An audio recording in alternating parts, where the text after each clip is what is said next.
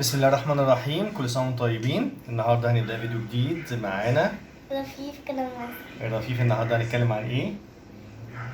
هنعمل نار، يعني هنتكلم عن النار. النار والبوري والأدوات اللي بنستخدمها. طيب هنبدأ بأني واحد دلوقتي يا رفيف؟ هنبدأ بدوت. ماشي، شكرا. ده اللي هنبدأ بيه إن شاء الله، وهنبدأ نتكلم النهارده عن أنواع البوري، التفاصيل بتاعتها، وإزاي إن إحنا نشتريها ونستفيد منها في الشغل بتاعنا عشان نعمل مشروع يفيدنا في البيت بتاعنا.